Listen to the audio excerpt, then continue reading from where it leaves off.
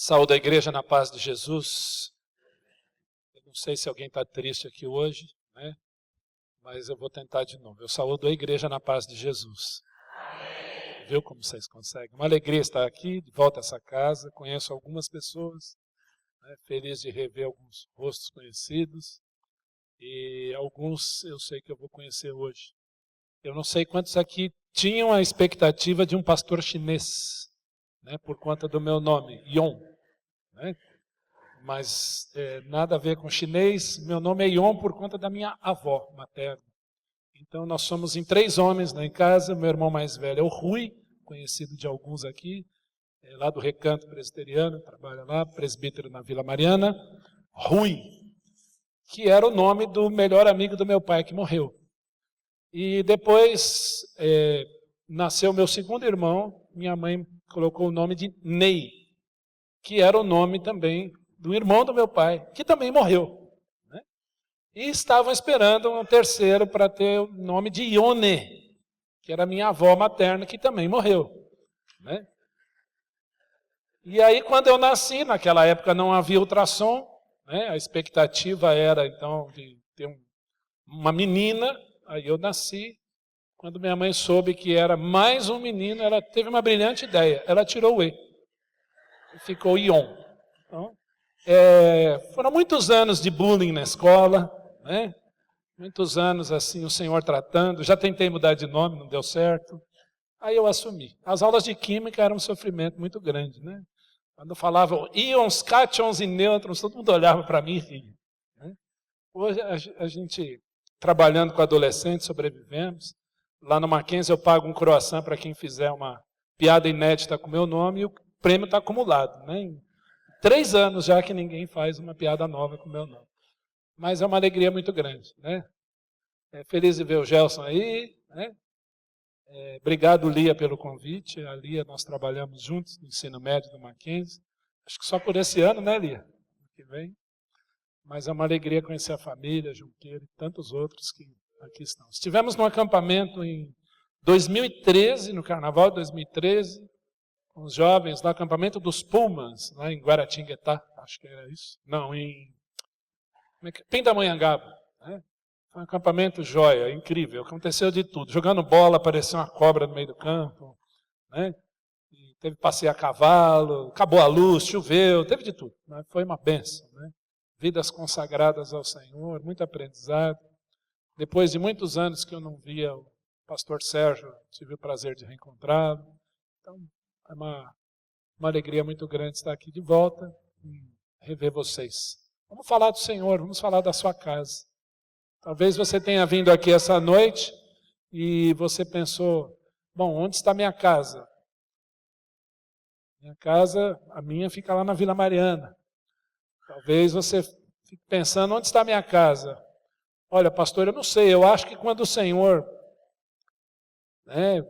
andou por aqui, Ele esqueceu minha casa. Ele não passou perto de nós, não. E eu não sei como está a sua casa. Eu não sei onde está a sua casa. Mas eu queria desafiar você essa noite a colocar a sua casa no lugar onde ela deve estar. Eu creio na soberania do Senhor, creio que o Senhor é Deus. Sou neto de presbítero da IPB, nasci dentro da IPB. Mas algumas coisas o Senhor colocou para você fazer. E você precisa obedecer. E a palavra de Deus existe para ser crida e para ser obedecida. E eu louvo a Deus por essa igreja que está investindo em família. Porque é o alicerce de uma igreja. O alicerce de uma igreja forte é uma família forte. E eu louvo a Deus pelo Coisa Nossa. Lembrei de uma novela. Coisa Nossa. Né? E se tem algo que é uma coisa nossa, sublime, linda, é a família.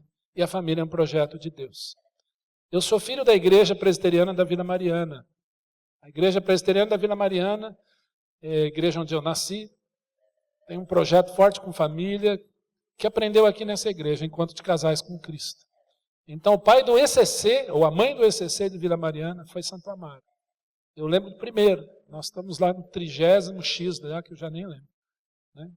Lá eu conheci o João, né, Elinaldo, João e Elinaldo, né? Então, são membros dessa igreja, então fico feliz de saber que essa é uma igreja que continua investindo em família. Casais, filhos, família grande, família pequena. Vamos falar essa noite de família. Onde está a sua casa? Com a sua cabeça, vamos orar. Pai de amor, nós te agradecemos por essa oportunidade. Nós te agradecemos por falarmos da casa, falarmos do lar, falarmos da família. E nós te louvamos pela oportunidade de estarmos aqui, essa tarde, essa noite. Clamando, Pai, que toda a nossa mente, o nosso olhar, o nosso pensamento, o nosso entendimento, o nosso coração estejam na pessoa maravilhosa do Senhor Jesus Cristo. Em nome dele nós oramos, dele queremos falar, essa noite rogando a tua paz, pedindo, Pai, que tu nos esvazies de nós mesmos e nos encha com as coisas do Senhor, com teu Santo Espírito, com aquilo que realmente importa, que é o investimento no lar, segundo o Senhor Jesus, segundo aquilo que ele prescreveu e deseja. Oramos assim agradecidos, no nome de Jesus. Amém. Amém. Onde está a sua casa? Eu queria fazer uma pergunta, que tipo de família é a sua? Se você pudesse pensar numa palavra para falar sobre o que é a sua família, o que é a sua casa. Talvez você me diria, família grande, família pequena. Vamos ver alguns tipos de família aí, vai trocando aí. Uma família padrão, né? Essa é uma família padrão. Vai passando. Uma família que não leva desaforo para casa, uma família que briga. Briga não só entre si, mas briga com os outros. Né? Família que se humilha ou que se ameaça. Uma família que ameaça. Ó, se você não fizer isso, eu vou embora. O marido que ameaça a esposa que ameaça o marido, o filho que ameaça a mãe, o pai que ameaça o filho, a mãe que ameaça a filha ou o filho. Família que ameaça. Está com pressa, moço? Estou brincando que você vai passar. Família com cônjuges, filhos, cunhados, sogro, vivendo tudo junto. Né? Vivendo tudo junto. Daqui a pouco nós vamos falar do Éden, como Deus formou a família. Família que vive todo mundo junto, um dá pitaco na vida do outro. Olha, eu acho que você deveria educar seu filho assim. Eu acho que isso aqui é assim. Aí começa a discutir. Não é nem coisa nossa, é coisa nostra. Né? Família italiana. Família é o que eu mando, mas eu não faço. Família onde aquele que deveria ser o exemplo não é. Família onde alguém, por exemplo, é líder de algum ministério na igreja, mas chega em casa, a coisa não é bem assim como ele fala, ou como ela fala. Família que finge. Vão para a igreja dentro do carro, brigando, discutindo. Um fala, o outro fala, e vai que vai. Chega na igreja, parece aquela família de filme americano. Família que finge.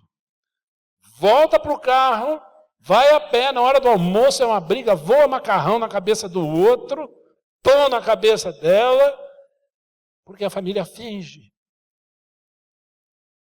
Família que vem à igreja, mas não entendeu o evangelho libertador de nosso Senhor e Salvador Jesus Cristo. Se existe uma coisa que tem muito em igrejas, são pessoas religiosas, pessoas que cantam, às vezes cantam com a mão para cima, piedosa. Nunca me esqueço, uma vez uma irmã, pedi para a irmã orar, ela orou, acabou a oração, ela fez, e aí pastor, orei bem? Eu fico pensando o que é orar bem? Orei direitinho? A família que vai à igreja, mas será que conhece o evangelho de nosso Senhor Jesus? De fato. Família de anônimos, família que ninguém sabe, que ninguém viu. Entra, sai, aparece. Paz. Família que só reclama. Não aguento mais esse homem. Não aguento mais esse menino. Não aguento mais essa mulher. Nós falamos de ECC. No ECC vou contar só um pouquinho, não pode contar que é segredinho, mas tem algumas coisas interessantes. Quando os casais se apresentam, tinha um senhor chileno, eu acho que ele era chileno, e eu tinha que falar assim, eu sou o Ion da Márcia, aquela é minha esposa Márcia, aquela é a Márcia fala, eu sou a Márcia do Ion, somos casados há tantos anos, temos tantos filhos. Né? Assim nós nos conhecemos lá. E aí aquele senhor se apresentou, Eu sou Pablo. Há 30 anos eu aguento essa mulher. Gente, foi um dos dias que eu mais ri na minha vida. Eu nunca esperava aquele homem falar aquilo. Família que reclama. Olha esse traste. Olha essa mulher. Levanta daí, homem. Família que só reclama. Família? Que família, pastor? Eu sou sozinho. Moro sozinho. Nem casa só eu. Eu tenho uma irmã que mora longe. Na verdade, eu me sinto sozinho. O que é família? Quem é você? Quem é a sua família? Onde está a tua casa? Nós vamos falar um pouquinho hoje sobre marido, mulher, pai, mãe, filhos. Vamos dar uma passeadinha rápida para respondermos essa pergunta. Onde está a tua casa? Família de hoje. Nós vemos hoje uma diversidade estrutural mais comum na família hoje. Então, quando você clica lá no São Google e digita a palavra família, hoje em dia você vai para o dicionário, já mudou o conceito de família, você tem o seguinte, a chamada família tradicional, família monoparental, quer dizer, um pai ou somente uma mãe, família de recasadas ou recasadas, famílias ampliadas e as chamadas famílias não convencionais. E cada vez mais é desafio para a igreja falar de família. É cada vez mais desafiador para a igreja falar de relacionamento marido e mulher. Porque as coisas estão mudando, mas o Deus da Escritura não mudou. Nem pretende mudar. Ele é o mesmo ontem, hoje e será para sempre. Então nós vamos falar hoje da família bíblica, a família que o Senhor prescreveu. E obedecer o padrão de família bíblica ou não, é uma decisão sua. Ressalto que o Senhor já fez tudo por nós, mas algumas coisas na Bíblia existem para nós obedecermos e pisarmos as pegadas do Mestre, que é o Senhor Jesus. Eu pergunto, vamos falar de casar um pouquinho. Por que você se casou com ele? Por que você se casou com ela? Talvez as respostas sejam, porque ela era bonita. Era bonita. Ó, o irmão lá fez assim para mim. Ó. Pastor, ela era muito bonita. Pastor, ele era muito bonito. Na verdade, ele era um deus grego. Ele era um pão. Aí depois eu comecei a conviver e descobri que ele era o pão que o diabo amassou. Pastor, ela era uma gata. Mas aí depois, com o tempo, 2, 3 meses de casamento, ela virou uma onça. Mas eu casei porque era bonita, porque era bonita. Casei porque eu ficava muito à vontade perto dela, sabe, pastor? Porque eu consigo ser eu. Eu consigo ser eu mesmo. Eu casei porque eu gostava muito de conversar com ela. Eu gostava muito de conversar com ela. A gente se entendia muito bem.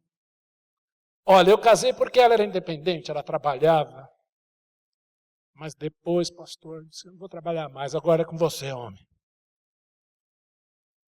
Na verdade, eu casei para sair de casa. Não gostava muito dele, mas casei para sair de casa, mudar de vida. Não aguentava mais a pressão dos meus pais. Quantas vezes você já não escutou isso por aí? Na verdade, eu casei porque no namoro era muito bom. Eu não vi a hora de encontrar de novo. Mas acordar todo dia ao lado tem sido um desafio. Eu casei porque eu tinha medo de ficar só. Eu não queria ficar sozinho. Apareceu a oportunidade, acho que é aí que eu vou. Você já escutou isso? Um de nós deve estar louco, e eu tenho certeza que é você. Dentro do casamento, a culpa é sempre do outro. Vocês já repararam isso? Aí aquele homem é muito duro. Aquela mulher é teimosa. Aquele homem eu falo, ele não me ouve. Aquela mulher eu falo, ela não me ouve. Tem que ser tudo do jeito dela. Aquele homem só pensa no futebol. Só pensa no Palmeiras. Melhor. Lembra do voto do casamento? Eu te recebo, fulano. Eu te recebo, fulano, como minha legítima esposa. Prometo te amar na saúde e na doença, na riqueza, na pobreza. na ventura e na desventura, e que somente a morte venha me separar de ti. Por isso empenha a minha honra, e que o Senhor me ajude no pleno exercício de te amar. Geralmente são esses os votos que nós fazemos, ou que eu faço para os noivos quando eu celebro um casamento.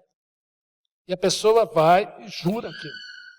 E aí vem um momento, então, em que alguém disse, pastor, não dá mais. Eu vou me separar. Eu não amo mais. Mas espera um pouquinho, você prometeu. Eu lembro que um casal, então, certa feita, disse, vamos nos separar. Márcia e eu tínhamos sido padrinhos de casamento dessa família, desse casal. Padrinho de casamento. Falei, vocês têm certeza? Algumas coisas começaram a acontecer. Não oravam mais, não liam a Bíblia mais, não congregavam mais. Quando o pastor, olha, eu vou fazer uma visita. Não vai hoje não, pastor, melhor não. Eu sou o tipo de pastor que visita, eu quero saber. Não sou intrometido, mas eu vou lá, eu quero saber. Como é que está a família? Como é que vocês estão? Está orando junto? Está tratando bem? E aí? Como é que estão as coisas? Já disse eu te amo para ela hoje? Já disse eu te amo para ele hoje? E assim vai. Mas o tempo foi passando, resolveram se separar. E os votos? E aquilo que prometeu? Na verdade, é um ritual. Vivemos uma fase onde crentes são ritualistas. Eu canto porque é um ritual. Eu dou dízimo porque é um ritual. Eu vou lá na frente, canto porque é um ritual. Eu vou à igreja domingo porque é um ritual. O Senhor não gosta disso, não. O meu relacionamento com o Deus da Escritura, ele tem que ser sério. Eu preciso levar o Senhor a sério, porque Ele me levou a sério. A Bíblia menciona 3 vezes em que Jesus chorou. Jesus chora sobre Jerusalém. Jerusalém, Jerusalém, que matas os profetas e apedrejas os que te foram enviados. Tantas vezes vos quis juntar como uma galinha junto seus pintinhos debaixo das suas asas, mas vós não o quiseste. Eis que vossa casa ficará vazia, não me vereis mais, até que venhais a dizer, Baruch haba Hashem Adonai, bendito que vem em nome do Senhor.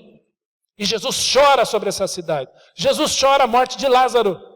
Quando Jesus vai à casa de Lázaro, Lázaro morto há 4 dias. E o texto grego, ele é um pouco... O texto em português, ele não traduz exatamente o que aconteceu quando Jesus vê Lázaro na condição de morte. Na nossa Bíblia está assim, Jesus chorou. É aquele primeiro versículo que você aprende quando é criança na Bíblia, que é um dos menores. Jesus chorou. Só perde para Jó, né? Disse Jó. Tem uma letra a menos. Mas o texto grego é interessante. A Bíblia fala que Jesus chorou, rompeu-se em choro.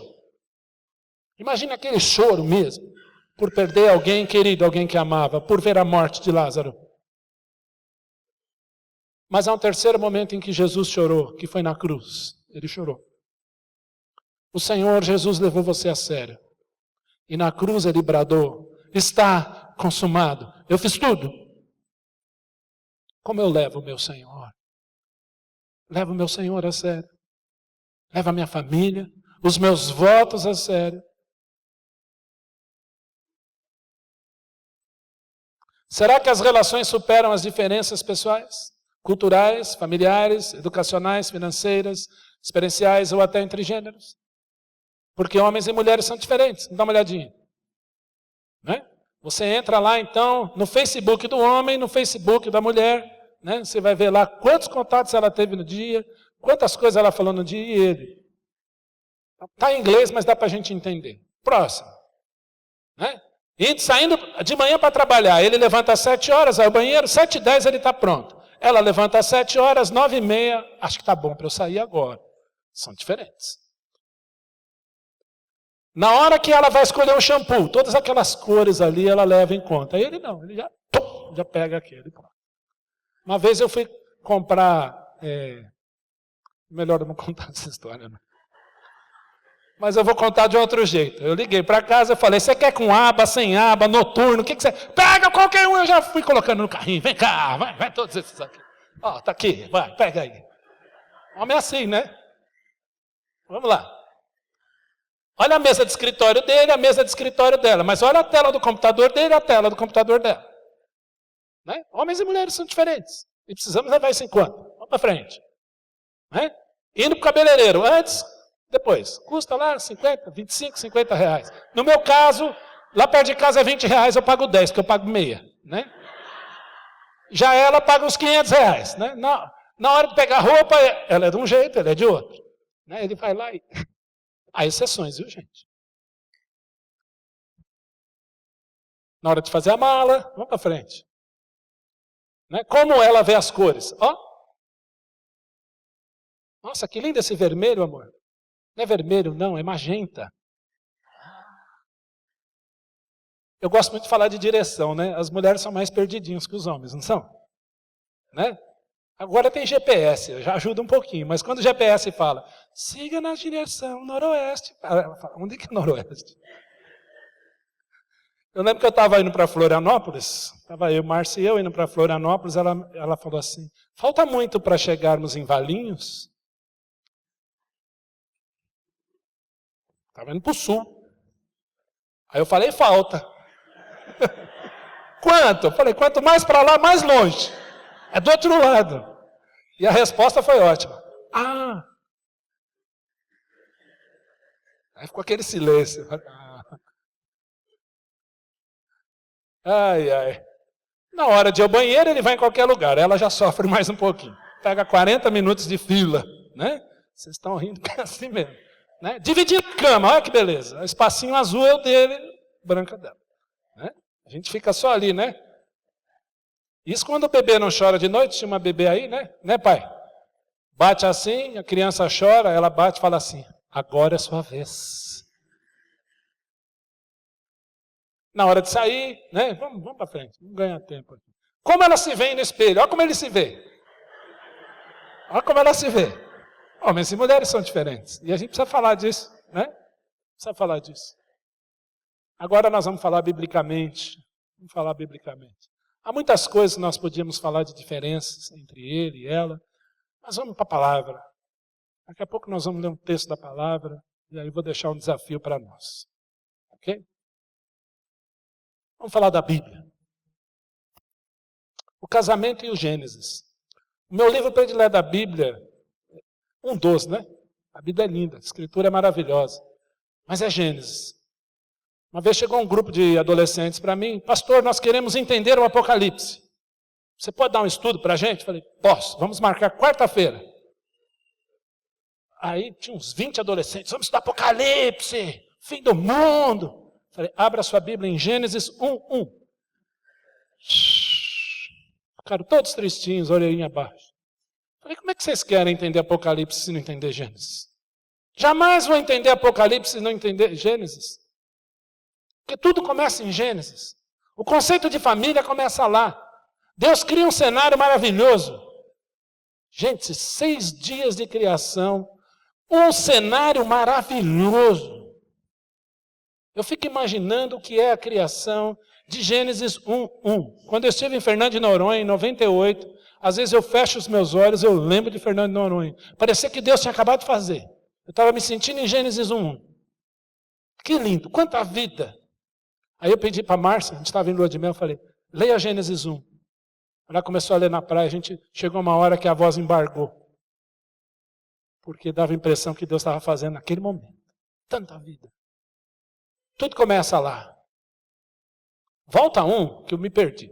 Ah, cenário maravilhoso. Então, ele deixou tudo pronto. Então, quando estava tudo pronto, ele colocou lá Adão, a imagem do Criador.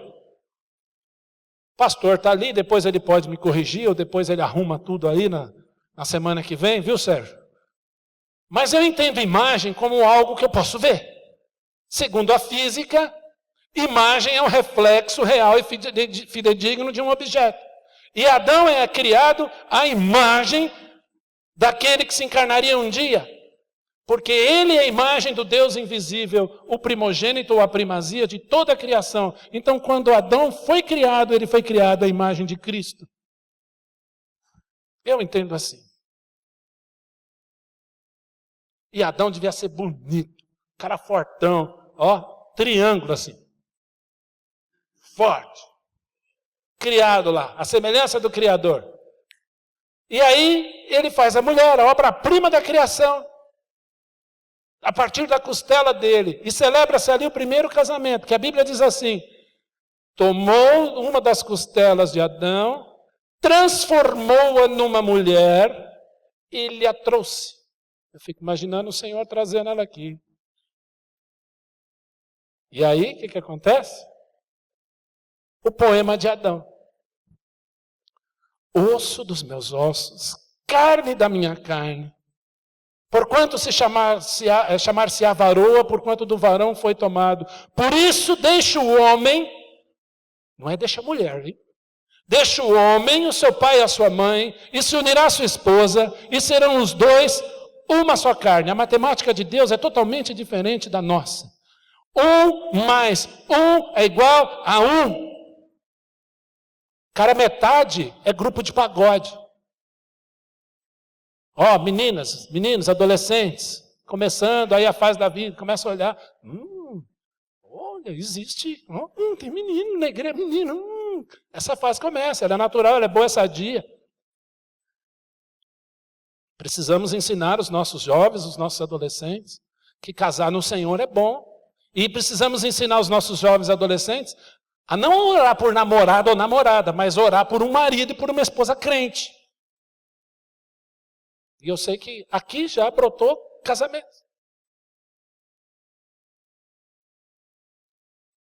O primeiro casamento, tudo era perfeito, o cenário era perfeito. Deixará o homem seu pai e a sua mãe, se unirá a sua esposa e serão os dois uma só carne. E o cenário era muito perfeito, porque Adão olha para o Senhor e fala assim: Senhor, essa é a esposa que o Senhor me deu? É. Quem é essa senhorinha de cabelo branco que está ao lado dela?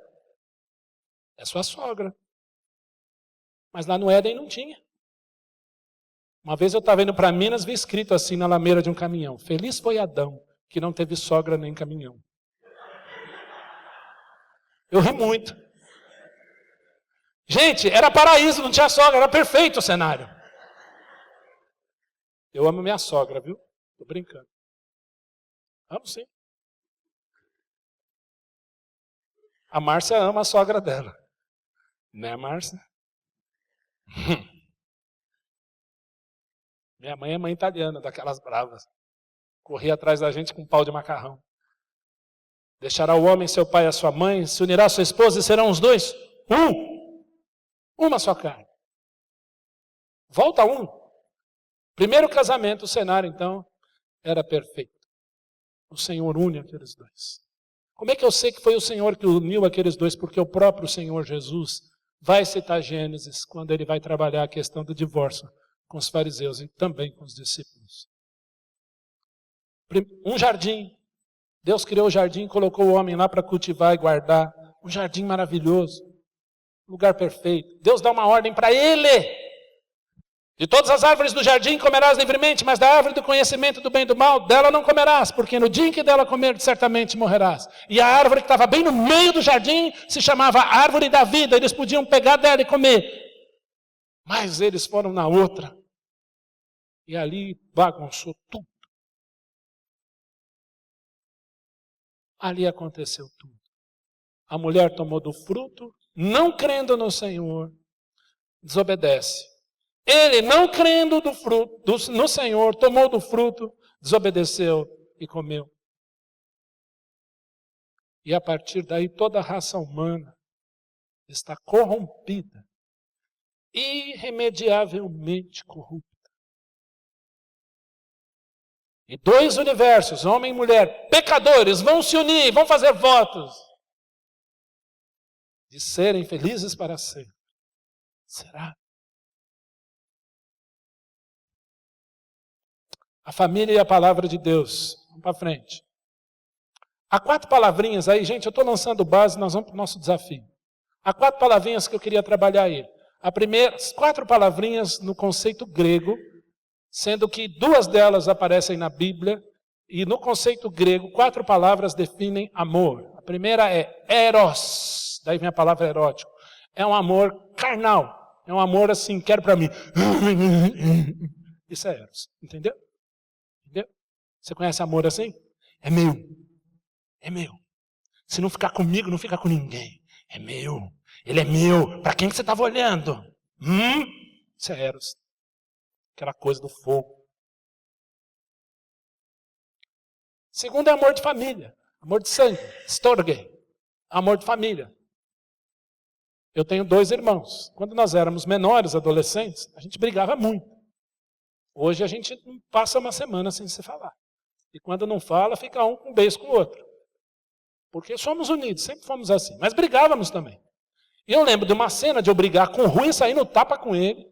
Chegar na escola, alguém queria bater no meu irmão. Eu fui defender meu irmão.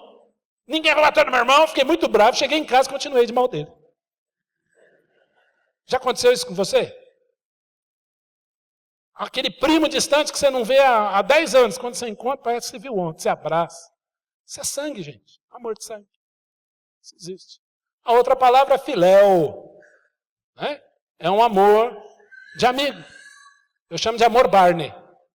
Né? As crianças que assistiam Barney. Amo você, você me ama. A gente tem um professor lá, né, que é o Terega, é a cara do Barney. Né? Amor de troca. Te empresta seu estojo. Te empresto meu CD, empresto sua Bíblia, te empresto meu inário. Você dorme na minha casa, amanhã eu durmo na sua. Pode usar meu carro amanhã eu uso o seu. Tem seguro? Isso é um amor de troca. E o quarto conceito é a agape, que alguns falam ágape, que é o amor de Deus. É o amor que não quer nada em troca. O amor construto que está lá em 1 Coríntios 13. Nada tem a ver com sentimento, mas com atitude. Na nossa igreja a gente fez uma camiseta, como vocês têm coisa nossa, escrito amor é atitude. Porque Deus amou o mundo de tal maneira que ele ficou sentindo uma coisa e falou, eu preciso morrer pela humanidade. É isso? Não. Porque Deus amou o mundo de tal maneira que deu ação, atitude. Marido, amai vossas mulheres como Cristo amou a igreja, a si mesmo se entregou por ela. O amor é paciente, o amor é bom, o amor tudo crê, tudo espera, tudo suporta, o amor jamais acaba. O amor não se alegra com a injustiça, mas regozija-se com a verdade. Amor é atitude, é ação. Esse é o amor ágape. Vou dar um exemplo. A minha filha, quando ela chorava, ela quebrava os copos da casa, porque não era um choro normal. Era uma coisa assim, gente, era difícil. Eu lembro uma vez, 3h30 da manhã, minha esposa falou, agora é a sua vez. Eu falei, vamos lá na fé. Eu tinha que acordar 5h30. Fui em direção àquele bercinho com um sentimento. Eu vou matar essa menina. Até que eu a tirei do berço. E ela chorava. Aí quando eu segurei aquela criança, senti um negócio escorrendo pela minha mão. Um cheiro. Aí levei para o trocador. A hora que eu abri, falei, ai, ai, ai. Não obstante, depois que você troca tudo, limpa, Márcia tentando dormir, fui fechar de novo, de uma vez. Aí ela pôs a mãozinha lá e fez assim, 4 da manhã. Aí vai pai, criança, chuveiro, tudo, limpo. Vai pôr no berço, começa a chorar de novo. Qual era o meu sentimento? Sabendo que eu ia acordar às 5h30 da manhã. Irritação. Estou com sono, preciso dormir, preciso acordar cedo, preciso trabalhar. Mas existe algo mais forte. Eu sou o pai dessa criança indefesa. E eu preciso exercer o meu ministério de pai desta criança. E cuidar dela. É com esse amor que o Senhor mandou você amar o seu cônjuge. Às vezes não tem romantismo nem sentimento. Tem atitude. E é fé para com o Senhor. Eu preciso obedecer. Isso é fé. Isso é ágape. O amor de Deus. Deus não mandou amar Eros. Deus não mandou amar Filéu. Deus não mandou amar Storge. Não, Deus mandou amar ágape. O resto vem de brinde. Olha aí, atitude para você, marido. Deus chamou você para amá-la, como Cristo amou a igreja. Marido, amai vossa mulher. A palavra lá é agapau. Ágape, o amor incondicional de Deus. Assim como Cristo amou a igreja e a si mesmo se entregou por ela. Alguns anos atrás, uma pessoa disse para mim, eu estou largando a fulana. Eu falei, não, eu não a amo mais. Quantos anos vocês estão casados? 10 anos. Eu descobri que não a amo mais. Eu falei, mas Jesus mandou você amá-la como Cristo amou a igreja. Como assim eu não a amo mais? Você acha que Jesus largaria a igreja? Porque eu creio na eleição incondicional. Eu creio que o meu Senhor morreu pela igreja de uma vez por todas e nada ali ficou para trás. Nada ficou para trás. Quando Jesus Cristo bradou em alta voz, está consumado, nada ficou para trás. Agora vem dizer para mim que eu não a amo mais, mas Jesus mandou você amá-la como Cristo amou a igreja, ao ponto de dar a vida por ela. Então renova o seu amor na cruz, coloque-se de joelho e fala: Pai, eu preciso amar a minha esposa como Cristo amou a igreja. Porque você ama a si mesmo, você é um egoísta. Marido não tem escolha, ama, é atitude, ponto. Obedeça, creia, obedeça. É isso. Pastor, vou te esperar lá fora na calçada. Não tem problema não. Eu sei correr. Viu, marido? Para nós é isso aí. Não tem, é amar e pronto. Como Cristo amou a igreja. Como que Cristo amou a igreja? Dando a vida por ela. Só que o texto não termina aí. Para apresentá-la santa, inculpável, irrepreensível, sem ruga ou coisa alguma. A saúde espiritual, emocional, física da sua esposa, marido, é uma responsabilidade tua. E esse preceito é inegociável. Creia e obedeça. O Senhor vai abençoar você. Posso contar o que aconteceu com a gente? Vou contar. Qualquer coisa você me espera na calçada. Quando eu voltei de lua de mel, o irmão gêmeo da Márcia atentou contra a própria vida e morreu aos 23 anos. Nós chegamos da lua de mel com essa notícia. Chegamos na nossa casa onde íamos morar, nem chegamos. Fomos para a casa da minha sogra e no dia seguinte enterramos o meu cunhado. Os primeiros meses do meu casamento, eu fui muitas coisas, exceto um marido. Eu tive que cuidar dela. Eu tive que orar com ela. Eu tive que ser amigo, eu tive que ser pastor, eu tive que ser ouvido, eu tive que ser irmão. Eu tive que cuidar da Márcia. Nós vivemos uma vida boa, graças a Deus, porque o Senhor é bondoso. Brigamos às vezes, mas corremos para a cruz o tempo inteiro. É para lá que a gente precisa correr. Marido, ame a sua esposa como Cristo amou a igreja. Próximo, Dudu. Esposa, Deus chamou você para amá-lo e está sobre a mesma missão dele. O que é estar sobre a mesma missão? Submissão. Agora, a submissão é no Senhor, não é assim. Filhos de morte, levanta. Mulher, põe na janta aí. Você não está amando como Cristo amou a igreja, viu? Se você faz isso. Quanto mais, marido, você desejar parecer-se com Cristo, mais a sua esposa terá segurança para obedecer a esta ordem. Porque também é um mandamento. Esposa, dá um conselho aqui, ó. Qualquer coisa a Márcia vai endossar, assinar embaixo. Faz as coisas escondidas, não. Fala com ele. Troca uma ideia com ele. Fala com ele. Olha, aconteceu isso. Eu tenho isso. Se eu ser mulher de pastor, preciso orar sobre isso. Falei, então ora. Eu fui para o seminário casado. Porque Deus tinha que colocar no coração dela e no meu o desejo de ser pastor. Ele colocou, Márcia, e aí? Ion, vamos. E a minha maior apoiadora está ali, sentada ali. Junqueira, estou apresentando a Márcia aos poucos. Você pediu?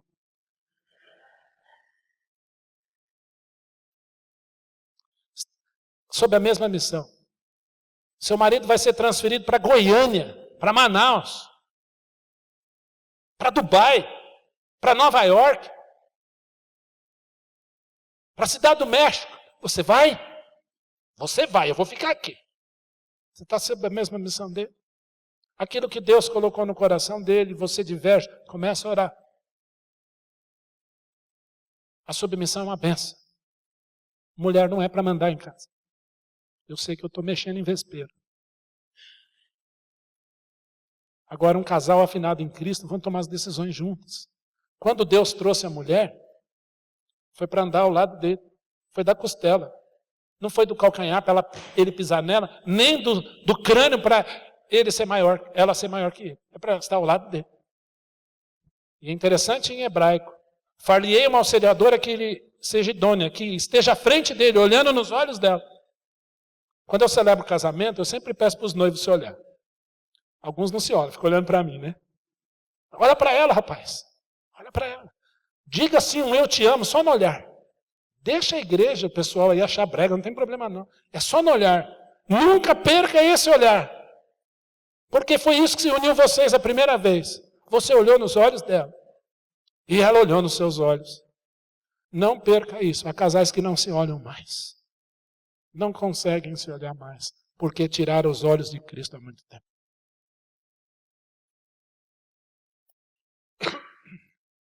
Deus não chamou você para se satisfazerem através dela ou dele. Ah, eu quero uma mulher que me satisfaça. Não. Você tem que fazê-la feliz 100% do seu tempo. Deu para entender? Amar é fazer o outro feliz 100%. Em todos os sentidos. São 200% de troca. Para frente. Vamos falar mais família. Filhos. Vamos falar de filhos? Chegou aí a vez de vocês aí atrás. Ó. Tem uns filhos aí sorrindo. Uns fazem assim, ó. Filhos, obedecei aos vossos pais no Senhor, porque isso é justo. A obediência traz bênção. É justo. É uma forma de você adorar o Criador, é você obedecer ao seu pai e à sua mãe. Eu lembro que meu pai, mineiro, meu pai olhava, só olhava, aquele olhar assim, ele já dizia tudo. Eu gelava da cabeça aos pés. Mas como é carinhoso meu pai, 83 anos, 82 anos, presbítero, está nativo. O respeito que eu tenho por aquele homem. Prazer que eu tinha em obedecê-lo. Às vezes estava umas enganadinhas. Mas sempre que eu obedeci meu pai, eu fui abençoado. Filho, obedecei aos vossos pais no Senhor, porque isso é justo. Honra teu pai e a tua mãe, porque é o primeiro mandamento com promessa, para que te vá bem e seja de longa vida na terra que o Senhor Deus te dá. Obedecer prolonga a vida, traz proteção. Honra teu pai e a tua mãe. E honrar não é só assim, olá papai, olá mamãe, tudo bem com vocês? Que bom que nós estamos aqui em família, vamos jantar agora. Não é isso. Honrar pai e mãe, especialmente quando eles não estiverem perto. Honra teu pai e a tua mãe, especialmente quando eles não estiverem perto, olhando o que vocês estão fazendo. Obedecer pai e mãe é o mesmo que obedecer ao Senhor. É bênção, é vida, é proteção. Agora, qual deve ser a função dos pais em relação aos filhos? Deuteronômio capítulo 6. Shema Adonai, Adonai Eloheinu, Adonai Echad. Ouve Israel, o Senhor vosso Deus é único Senhor. Inculcarás aos teus filhos a lei. Andando pelo caminho, deitado. Anda com o teu filho, com a tua filha. Ensina a palavra para ele. Leia a Bíblia com ele. Seu filho chega em casa, está vendo você mexendo no celular lá na sala. Faz teu filho ou tua filha ler você lendo a Bíblia. Ah, mas no meu celular tem Bíblia. Deixa ele ver que você lê a Bíblia. Uma das melhores imagens que eu tenho do meu pai é meu pai toda noite ajoelhado do lado da cama dele orar antes de dormir.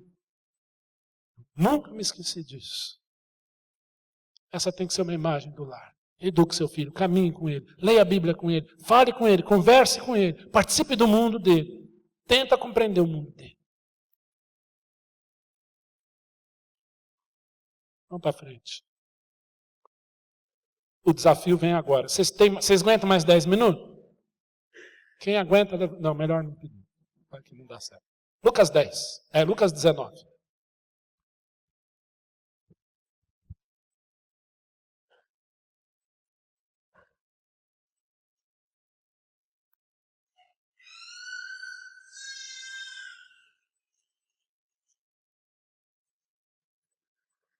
Entrando...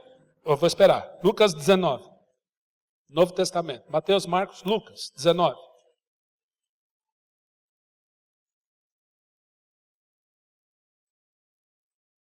Todo mundo achou?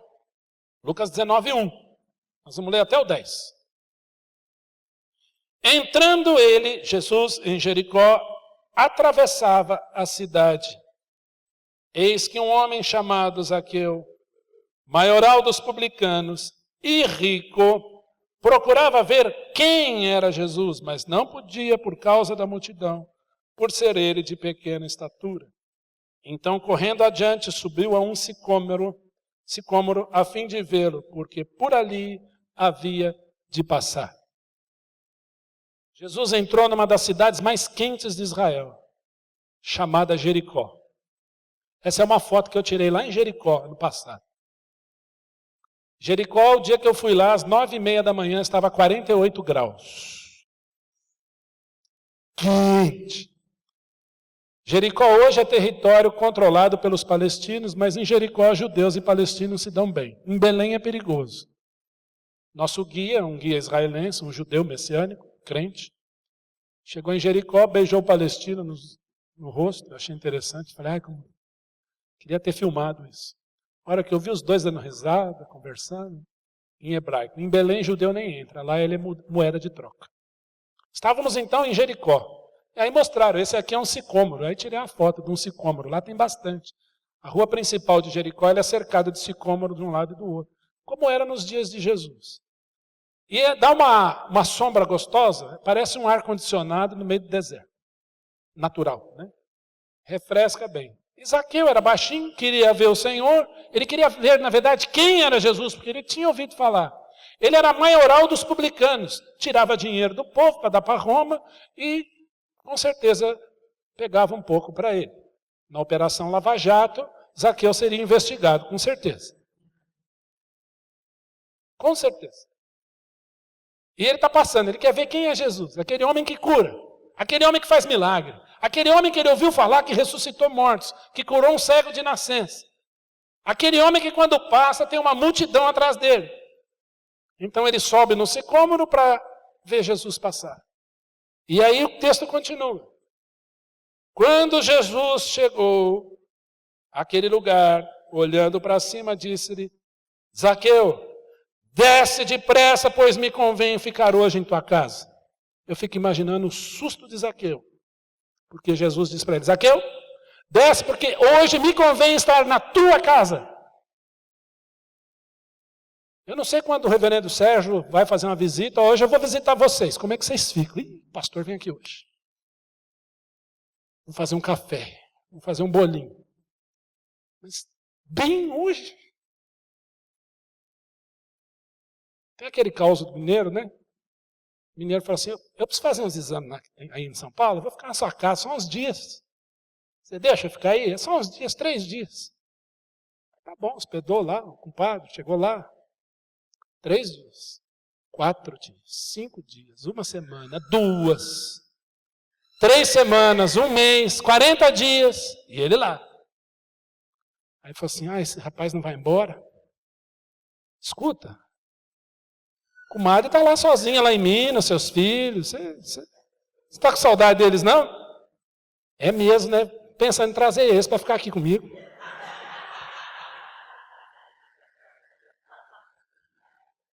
A gente não gosta muito disso, mas eu fico imaginando Jesus dizendo para Zaqueu, me convém estar hoje em tua casa. E é isso que o Senhor está dizendo para você hoje, essa noite. Me convém estar na tua casa. E o texto continua dizendo que Zaqueu o recebeu com grande alegria. Dá uma olhadinha lá. Vou pedir para você segurar agora, tá? Com grande alegria. Ele desceu a toda pressa e o recebeu com grande alegria. Todos os que viram isto murmuravam, dizendo que ele se hospedara com um homem pecador. E Jesus Cristo veio para pecadores. Jesus Cristo veio para consertar casa com problema. Jesus Cristo veio para endireitar marido encrenqueiro e esposa rixosa. Jesus Cristo veio para colocar a família em ordem. Jesus Cristo veio para filhos desobedientes passarem a obedecer aos seus pais, a honrar o seu pai e a sua mãe. Porque a casa que Jesus Cristo chega tem que mudar tudo. E não importa o que digam, olha onde Jesus vai dormir essa noite. Jesus Cristo veio para pecadores. Entre mentes, Zaqueu se levantou, gente, no meio do jantar, e disse ao Senhor, Senhor, Adoni, resolvo dar aos pobres a metade dos meus bens. E se em alguma coisa tenho defraudado alguém, restituo com juros 4 vezes mais. Olha o que Jesus disse. Então Jesus lhe disse, hoje houve salvação nesta casa, pelo que também Este é filho de Abraão. Esse é um filho da fé. Quando Jesus Cristo chegou lá, imediatamente Zaqueu se endireitou, creu no Senhor e mudou a vida dele. Porque o Filho do Homem veio buscar e salvar aquele que está perdido. Onde está a tua casa? Nas casas onde Jesus passou, ele fez toda a diferença. No Antigo Testamento, Josué ousou dizer: eu e a minha casa serviremos ao Senhor. Mas fica imaginando, o pernoite de Jesus na casa de Zaqueu mudou a história dele. Na casa de Jairo. Quem era Jairo? Chefe de sinagoga. Ninguém conhecia a lei, ninguém conhecia a Torá, ninguém conhecia a Escritura em Nazaré como Jairo. Até que sua filha, de 12 anos, ficou doente. Jairo olha para os livros, olha para os pergaminhos, olha para a lei, e eles nada podiam fazer por ele. Então ele vai na Torá buscar consolo, mas ele sabe que Jesus é o Messias. Jesus está chegando, ele se coloca aos pés de Jesus e insistentemente ele implorou para que Jesus fosse até a casa dele. No meio do caminho, Jesus para curar uma mulher hemorrágica. Eu fico imaginando Jairo, minha filha morrendo, ele agora vai curar e pergunta no meio dessa multidão quem me tocou. Chega lá, alguém dá a notícia: para de incomodar o mestre. Sua filha, morreu. Lê lá em Marcos como deram a notícia para Jairo. Não incomodes mais o mestre. Sua filha morreu. E ainda contratava-se as carpideiras de plantão para ficar chorando lá, a menina que morreu. Jesus fala: calma, não cremos, até somente. Ela vai ressurgir. Aquelas que choravam passaram a rir imediatamente. Lê lá em Marcos. Vai ressurgir. Tá louco. Vai ressurgir. Talita cume, menina, levanta. Quando Jesus chegou àquela casa, a menina ressuscitou. Nas bodas de Caná da Galileia acabou o vinho. Jesus era um convidado. E ali, como convidado, ele transformou água em vinho. Quiçá numa casa onde Jesus Cristo não é convidado, mas é Senhor. Porque ele está dizendo: me convém estar hoje em tua casa. As casas onde Jesus passa, ele muda tudo. Marta ficava estressada, andando de um lado para o outro, passando perfex nas coisas, veja, limpando, arrumando armário. E Maria lá aos pés de Jesus. Quedada, a expressão quedada, estava derramada aos pés de Jesus a ouvir o ensinamento. E quantos maridos são Marta? Tem conta para pagar, tem isso aqui. Olha, agora você vai ficar me importunando. Tem essa conta para pagar. Eu preciso ver se vai dar, eu preciso terminar o imposto de renda, eu preciso fazer aquilo, eu preciso aquilo outro, eu preciso mandar lavar o carro, eu preciso abastecer, precisa pagar a mensalidade da escola das crianças. Como é que está esse uniforme? Como é que está isso? E ela está lá, e Jesus de canto. Maria se quedou aos pés de Jesus. E quando Lázaro morreu, Jesus Cristo, aonde vocês colocaram ele? Lá. Removei a pedra. Senhor, 4 dias, já está cheirando mal. Aquele que ressuscitou a Lázaro poderia ter dito assim: pedra, desintegrai. E ela... Mas Jesus Cristo disse: removei a pedra. Sabe o que Jesus Cristo ensinou com isso? Ele não vai fazer o que você pode fazer, que ele mandou você fazer. Ele mandou você amar a esposa como Cristo amou a igreja. Ele mandou a mulher ser submissa. Ele mandou os filhos obedecer e honrar pai e mãe. Removei a pedra. Senhor, eu estou precisando de emprego. Acorda cedo, rapaz. Vai procurar emprego. Senhor, eu preciso ir bem na FUVEST amanhã. Está tarde, você começar a estudar. Mas já era para estar estudando.